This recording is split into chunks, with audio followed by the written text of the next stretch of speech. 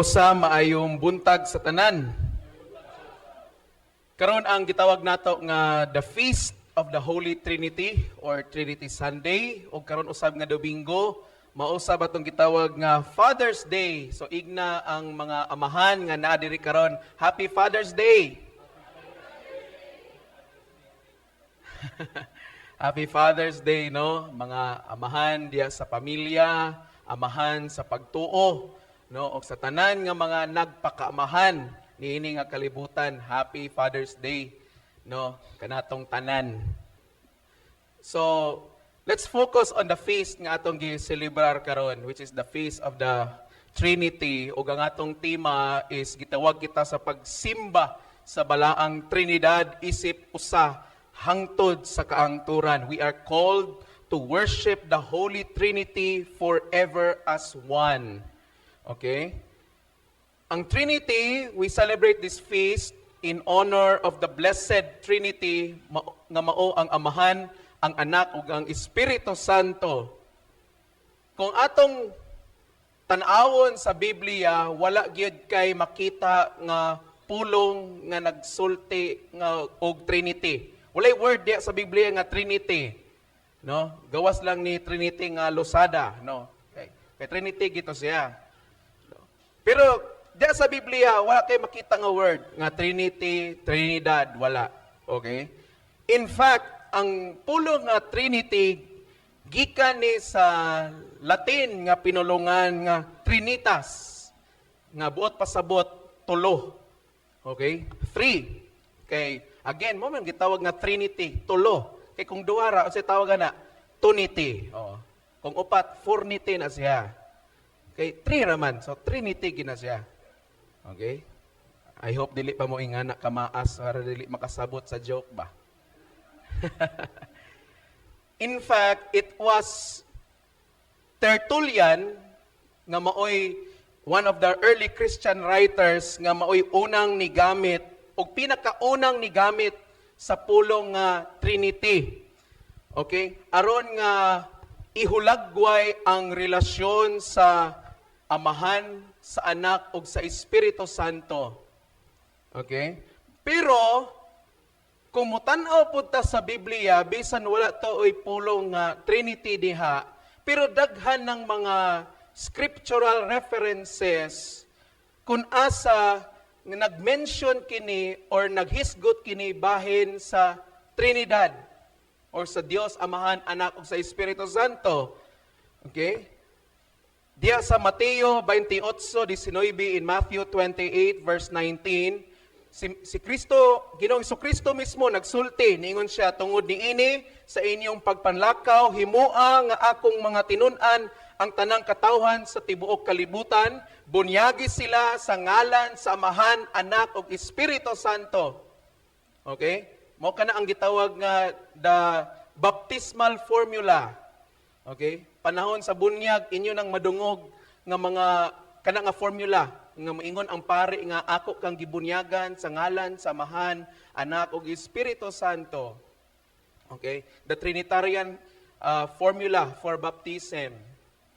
Mauna nga ang in the Catholic faith, no, sa Katolikong pagtuo, ang considered nga bunyag nga valid is kung gibunyagan ka diha sa ngalan sa Amahan, Anak ug Espiritu Santo. Kung makulangan gani na dili na balido ang imong bunyag, kinahanglan ka nga magpabunyag utro. Okay? Because that's the command of Jesus, to baptize them in the name of the Father, the Son, and the Holy Spirit. Okay? Ikaduha nga scriptural reference ato makita diya sa 2 Corinthians chapter 13 verse 13. Okay? Kanunay nato ning madungog ang grasya sa Ginoong Kristo, ang gugma sa Dios ug ang pagpakig-ambit sa Espiritu Santo mag-uban kaninyong tanan. The grace of our Lord Jesus Christ, the love of God, and the fellowship of the Holy Spirit. So klaro kayo, Trinity gyapon. Okay? God the Father, Jesus, and the Holy Spirit. Okay? O ikatulo nga biblical reference, sa diyang gihimo sa Dios ang kalibutan. Okay, in Genesis chapter 1 verse 26, unya miingon na usab ang Dios, buhaton nato ang tao sama sa atong dagway. Sila maoy magbuot sa mga isda, sa mga langgam, sa mga kahayupan ug sa tanang ihalas nga mananap. Take note, paghimo sa Dios sa kalibutan, wala siya niingon nga buhaton nako ang tao sama sa akong hulagway. Niingon siya, buhaton nato. Subot pasabot na ay kauban ang Ginoo atong panahona. Okay? Nasabtan na to? Bisag wala dimension, bisag walay word nga Trinity nga mabasa nimo sa Biblia. Pero naay mga nagpamatuod nga naa gyud ay Trinity. Okay? The doctrine of the Holy Trinity, ang doktrina sa balaang Trinidad, usa kini kalisod nga doktrina. In fact, daghan king debate ani hangtod karon.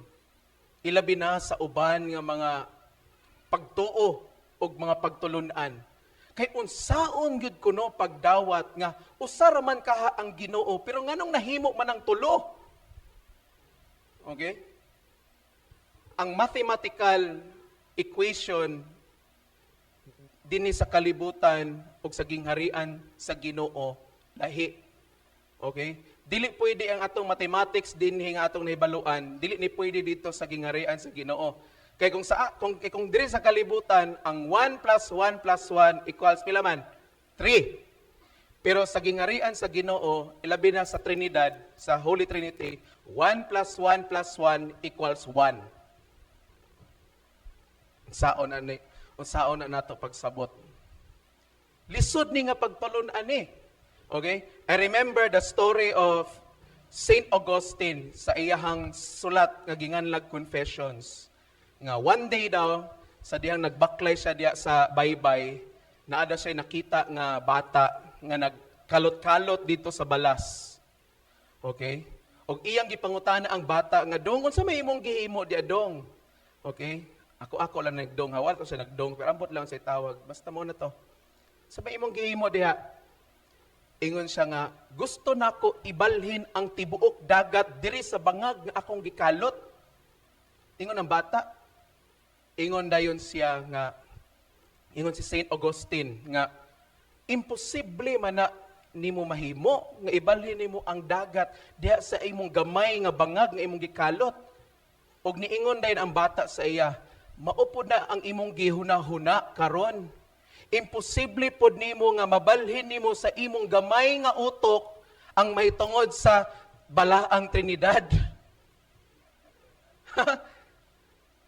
Kaya nagbaklay-baklay siya sa baybay, well, namalandong siya kung unsaon daw pagsabot sa kani nga pagtulunan nga ang Dios usara pero tulo ka buok. Okay? So, sunod niyang tanaw, nawala ang maong bata. Okay? O iyang na-realize nga, anghel di ito, ang Ginoo to nakigsulti sa iya. Ipahinomduman siya sa Ginoo ba nga, sama nga ang dagat, imposible nga ibalhin nimo, isulod nimo sa gamay nga bangag. Okay? Mao gyapon ang doktrina sa balaang Trinidad. Ingana kag lisod ni nga doktrina nga dili gani ni mapaigo sa atong gamay nga utok. Okay? It's very complicated, but however, okay, usa lang ang kinahanglan natong masabtan. Usa ra gyud ang Ginoo. Usa ra gyud. Mao ra gyud ay angay natong tuuhan. Kay kung ato bitaw ning sabton, pag-ayo kung ato yung testingag sabot, okay? Mamatay ta og sinabot. Kay di kita katugkad. Okay? Og naay mga butang niini nga kalibutan nga dili nato matugkad, dili tungod kay mga bugo ta. Tungod kay gitugutan na sa Ginoo nga dili nato matugkad. Aron imbes nga atong testingan og tugkad mo sulay hinuon ta nga mosalig sa Ginoo. Okay? It's a test of our faith and our trust in the Lord. Okay? Usa ra gid ang Ginoo. One in the very sense nga nahiusa siya. Okay? Pero tulo ka buok ang persona sa Ginoo. Na ay tulo ka kalainan ang Dios. Ang Dios nga Amahan, ang Dios nga Anak, ug ang Dios Espiritu Santo. Okay? Lahi-lahi sila karakteristik. Pero usara gid ni ka Dios. Okay? Kada Domingo or later on, paghuman sa wali, atong isugid ang credo sa Nicea. That is a Trinitarian belief. No? Ato ng pagtuo may tungod sa balaang Trinidad. Mituo ako sa Dios nga Amahan, di ba? Mituo ako sa Dios nga Anak, si Jesucristo. O ang katapusan na yon, mituo ako sa Espiritu Santo. That is our belief. We confess that every Sunday. Okay? We remind ourselves, okay, about the Trinity. In fact, inigsugod na to sa misa, muingon ang celebrante, dalaygon ang Diyos, Amahan, Anak, Espiritu Santo. Okay? Mag-ambot ta, manguros ta. Okay? So mo nang ay mugtuan ang muingon nga ang manguros maimperno.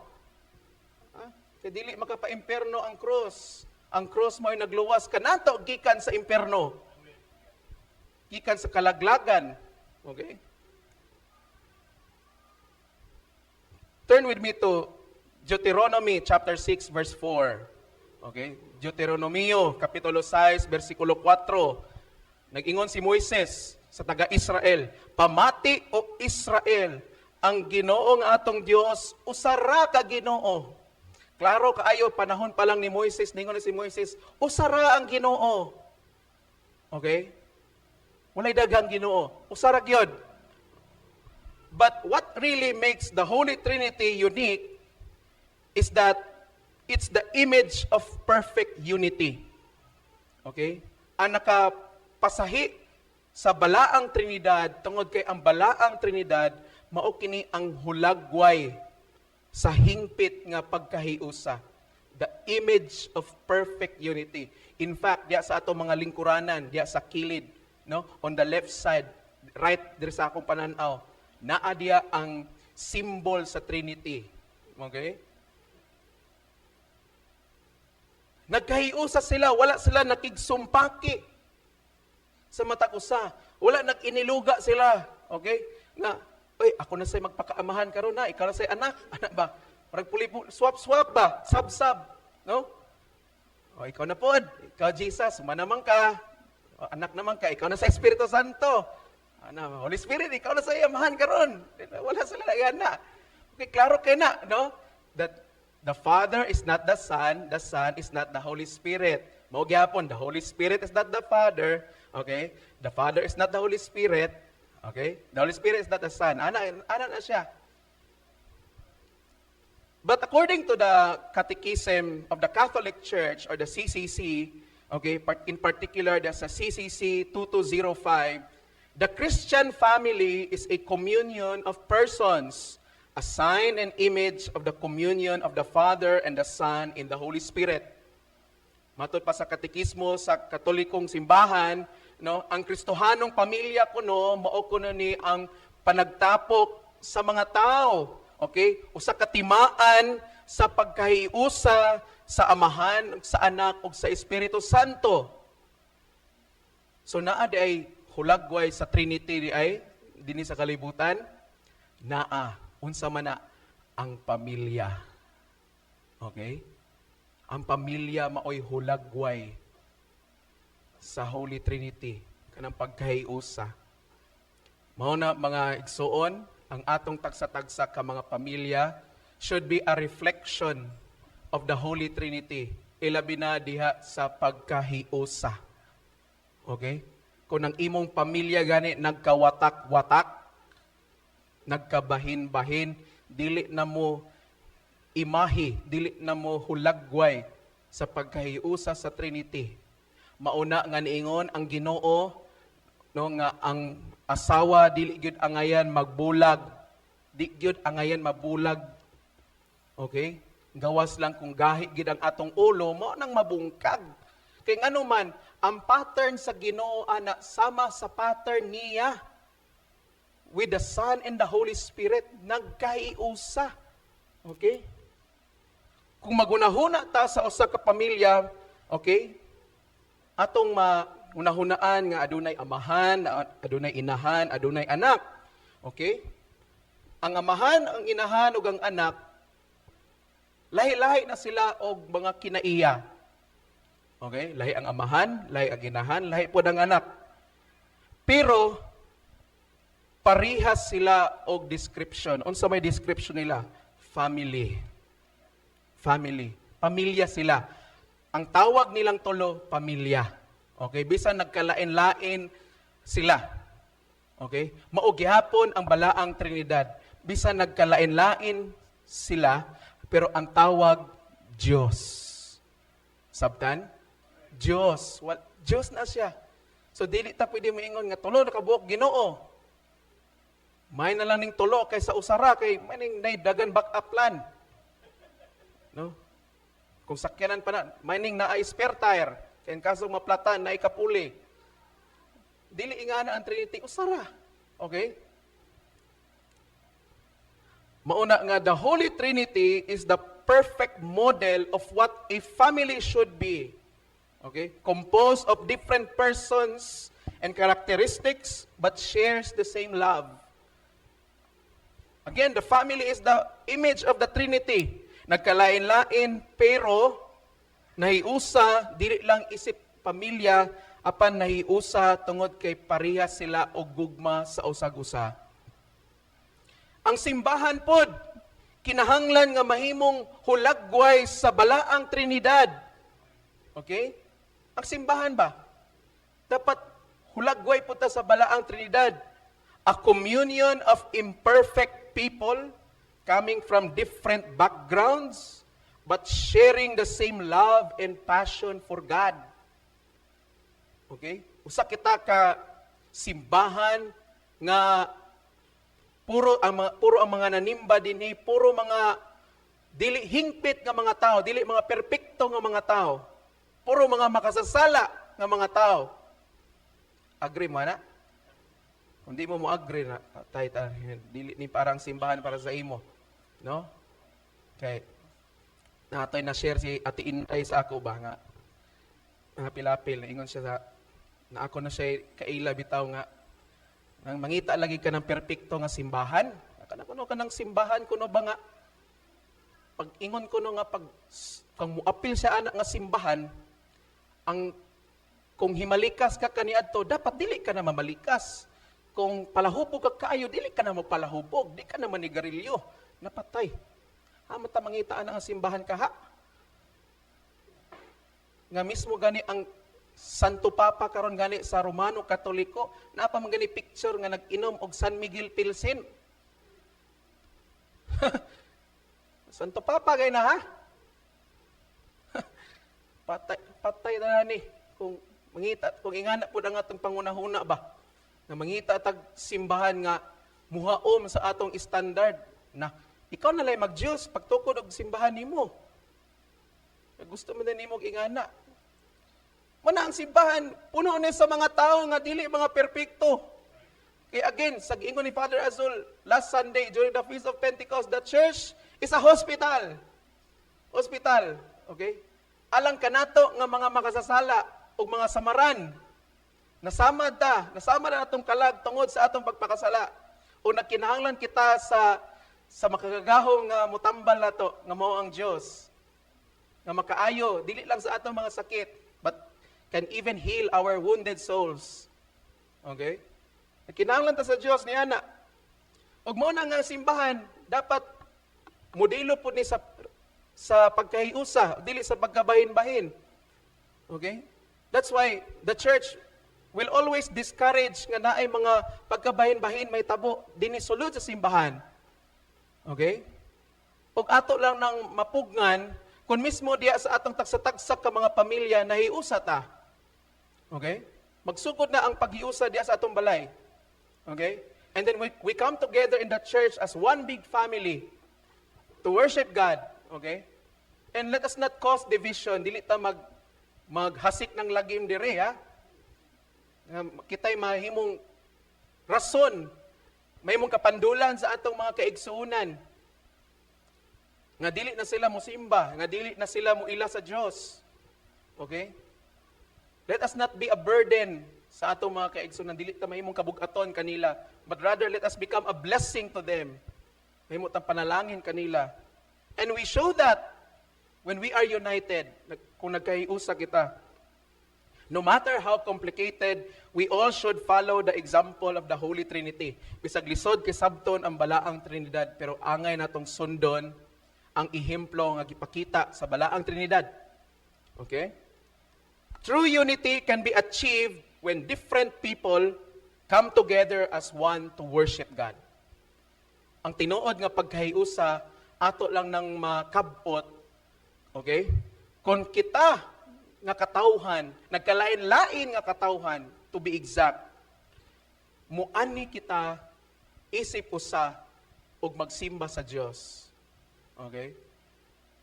In fact, in the priestly prayer of Jesus in John chapter 17, okay, which is the gospel reading during sa 7th Sunday of Easter, nag-ampo siya nga may usa ang kalibutan. Okay? Nag-ampo si Ginoong Jesucristo nga may usa ang kalibutan.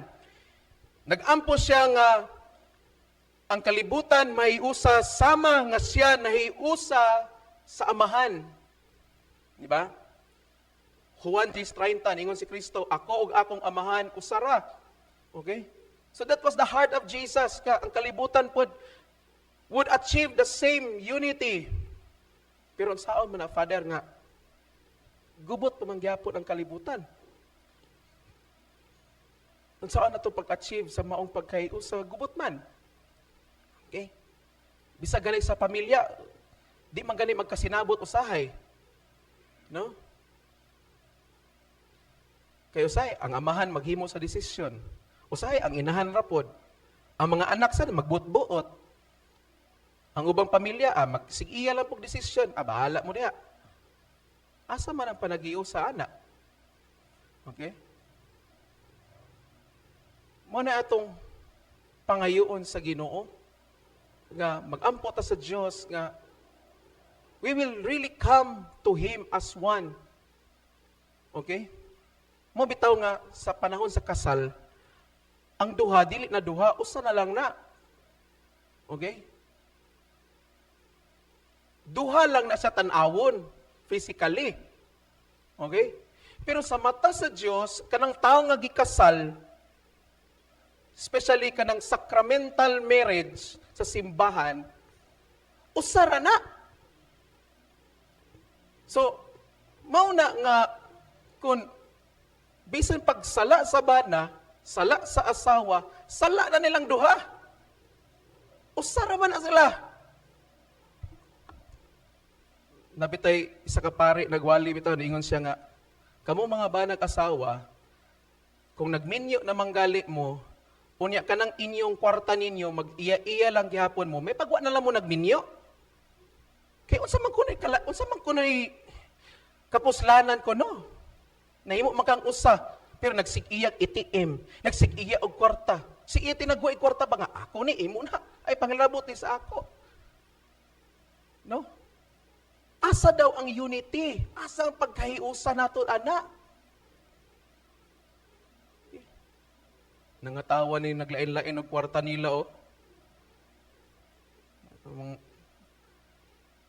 Sayop atong pagtan-aw sa kaminyoon ba? In fact, gani ang kaminyoon is Trinitarian. Bana, asawa, ug Dios. Sabtan? Trinitarian. Okay? So kung maglain-lain ka sa imo, patay. Rebellion na. Nagrebuildi ka. No, may pagdito ka na lang sa bukid magpuyo. Magtago-tago ka dito, magsuko ka sa gobyerno. No? Matod palagi nila, usay, ngun sila, mga rebelde daw, kanara daw makita sa bukid, nga kanang naka sanina og kuan, unya, dala og kuan, nakasuko sa gobyerno. Dili mga igsoon. Usay, kabalo mo asa dapit makita, usay ang mga rebelde, nasunod simbahan. Ha? Nasunod simbahan. Nagrebuild ta batok sa Ginoo ug sa iyang sugo. Ang uban naka-cross pa.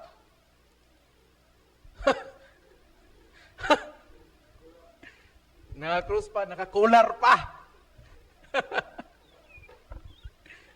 Okay? Usay kami dito.